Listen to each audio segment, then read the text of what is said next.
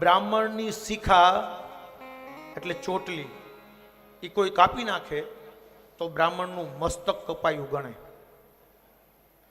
બ્રાહ્મણનું મસ્તક ઓમ ન કાપી શકે, પણ જો કોઈ બ્રાહ્મણની શિખા કાપી નાખે તો એ બ્રહ્મ હત્યા સમાન ગણાય, એ વધ ગણાય છે.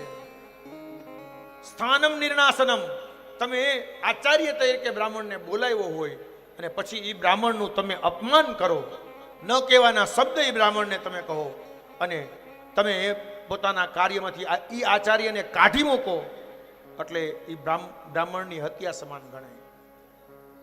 કે પાંડવોએ એ કર્યું, કારણ કે અર્જુનની પ્રતિજ્ઞા પૂરી કરવી હતી.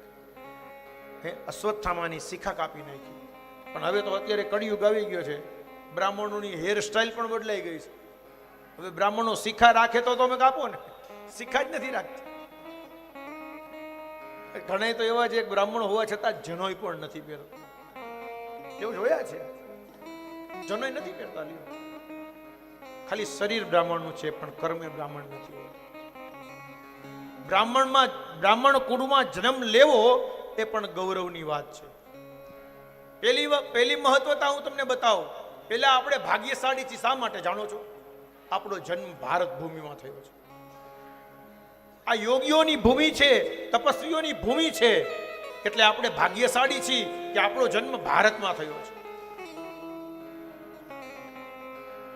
બીજું મહત્વ બતાવ્યું કે આપણું એમાં પણ શ્રેષ્ઠ વર્ણમાં આપણો જન્મ થયો હોય તો મહાભાગ્યશાળી છે. એમાં બ્રાહ્મણને તો અમને તો વિશેષ લાભ, કારણ કે ભગવાને અમને બ્રાહ્મણ બનાવ્યા છે. શું કામ જાણો છો? ભગવાનની સેવા માટે. બ્રાહ્મણ શરીર છે ને એ ભગવાનની સેવા કરે છે. અમારા નામોની આગળ શબ્દ કયો લાગે જાણો? કરુણા શંકર. શું શબ્દ લાગે? કરુણા શંકર, ખરા શંકર, ધ્યાન શંકર. શું શબ્દ લાગે? શંકર શબ્દ લાગે. કારણ બ્રાહ્મણ છે ને એ શિવનો ભક્ત હોય છે. જ્યારે બ્રાહ્મણના ઘરે કોઈ સંતાનનો જન્મ થાય, દીકરાનો જન્મ થાય, એટલે કૈલાસમાં ભોળોનાથ નાચે, શંખ વગાડે કે મારો ભક્ત પ્રગટ્યો, મારી સેવા કરશે, મારું યજન કરશે, મારી રુદ્રીના પાઠ કરશે, મારા લઘુરુદ્ર કરશે, મારા મહારુદ્ર કરશે. ભગવાન બહુ રાજી થાય. કારણ કે બ્રાહ્મણનું કર્તવ્ય છે શિવ ઉપાસના. બ્રાહ્મણ સવારમાં ભસ્મ લગાડે ને તો એ અત્યંત પવિત્ર છે. ભસ્મનું બહુ મહત્વ છે.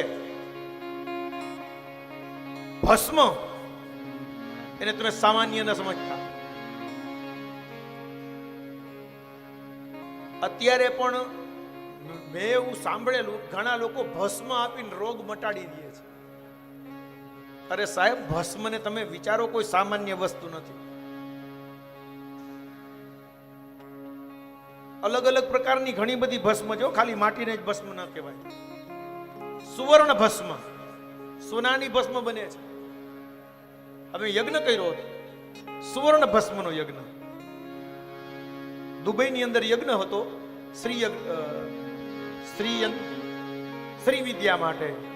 શ્રી સુક્તમના જપ કરી સોનાની ભસ્મનો હોમ કર્યો હતો. આહુતિઓમાં સોનાની ભસ્મ અમે હોમ. મેં પહેલી વાર આવો પ્રયોગ જોયો કે સોનાની ભસ્મ.